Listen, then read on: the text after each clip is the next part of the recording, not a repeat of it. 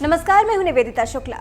कला के क्षेत्र में अपना अविस्मरणीय योगदान देने के लिए दुनिया भर में जाने जाने वाले भूपेन हजारिका को मरणोपरांत केंद्र सरकार ने भारत रत्न दिया है। साथ ही भारत के पूर्व राष्ट्रपति प्रणब मुखर्जी और नानाजी देशमुख को भी इस सम्मान से नवाजा गया। आप जानते हैं कि जिन भूपेन हजारिका की हम बात कर रहे हैं वो भूपेन हजारिका थे कौन और कैसे उन्होंने कला के क्षेत्र में ऐसा योगदान दिया कि कोई उन्हें कभी नहीं भुला सकता। 8 दिसंबर 1926 को असम में जन्मे भूपेन हजारिका ऐसे बिरले थे जो खुद ही गीतों की रचना करते थे, उन्हें संगीत देते थे और फिर अपने लिखे गीत को गाते भी थे। समाज के तमाम गंभीर मुद्दों को हजारिका ने फिल्मों और संगीत के माध्यम से दुनिया के सामने रखा। तमाम पुरस्कारों से सम्मानित हजारिका को भारत रत्न की उपाधि दी गई।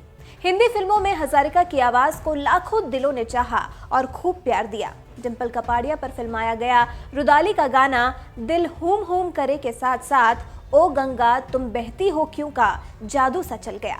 असम से होने के बावजूद ऐसी बहुत सी भाषाएं थी जिनमें हजारिका ने अपनी आवाज दी। वैष्णव जन के बाद तो हजारिका को पद्म भूषण पद का सम्मान भी प्राप्त हुआ था। 1992 में दादा साहेब फाल्के अवार्ड से हजारिका को नवाजा गया। 10 संतानों में सबसे बड़े हजारिका का संगीत से जुड़ाव मां की वजह से हुआ और मां के प्यार और उनके संगीत का असर भूपेन पर कुछ ऐसा हुआ कि 10 साल की उम्र में ही हजारिका ने साल 1936 में अपना पहला गाना रिकॉर्ड किया था। उसके बाद तो जैसे उनका नाम दुनिया भर में मशहूर हो गया और धीरे धीरे हजारिका संघर्ष और मेहनत की सीढ़ियां चढ़ते गए। 13 साल में हजारिका ने अपना पहला गाना लिखा और फिर क्या सिंगर, क्या कंपोजर और क्या लिरिसिस्ट। हजारिका अपने संगीत के सफर में आगे बढ़ते गए।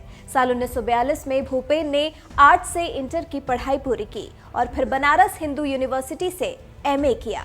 फिर गुवाहाटी के ऑल इंडिया रेडियो में गाना शुरू किया और साथ ही कई बंगाली गानों को हिंदी में ट्रांसलेट कर उन्हें अपनी आवाज दी। स्टेज परफॉर्मेंस देते देते वो कोलंबिया यूनिवर्सिटी पहुंच गए, जहां उनकी मुलाकात प्रियंवदा पटेल से हुई। दोनों में प्यार हुआ और यूएस में ही साल 1950 में दोनों ने शादी कर ली। 1993 में हजारिका अपने परिवार के साथ भारत लौट आए, लेकिन पैसों की तंगी के चलते दोनों पति पत्नी ज्यादा दिन तक साथ नहीं रह पाए, क्योंकि पैसों की तंगी के चलते प्रियंवदा ने हजारिका का साथ छोड़ दिया। उन्होंने रुदाली, मिल गई मंजिल मुझे, साज, दरमिया, गजगामिनी, दमन और क्यों जैसी सुपरहिट फिल्मों में गीत दिए। हजारिका ने अपने 85 साल के जीवन में करीब 1000 गाने और 15 किताबें लिखी। इसके अलावा एक डॉन नाम के सीरियल को प्रोड्यूस भी किया। संगीत के क्षेत्र में अपने योगदान के लिए उन्हें साल 1975 में राष्ट्रीय पुरस्कार और साल 1992 में सिनेमा जगत के सर्वोच्च पुरस्कार दादा साहेब फाल्के सम्मान से नवाजा गया। फिर 2009 में असोम रत्न और संगीत नाटक अकादमी अवार्ड भी दिया गया। उनके सबसे यादगार गानों में दिल हूम हूम और झूठी मूठी मितवा जैसे दिल को छू लेने वाले गाने शामिल हैं। इस जगत को अपने इतने बड़े योगदान के चलते भूपेन हजारिका को भारत रत्न से सम्मानित किया जाना लाजमी ही है और केंद्र सरकार ने हजारिका को इस उपाधि से सम्मानित करने का फैसला लिया है।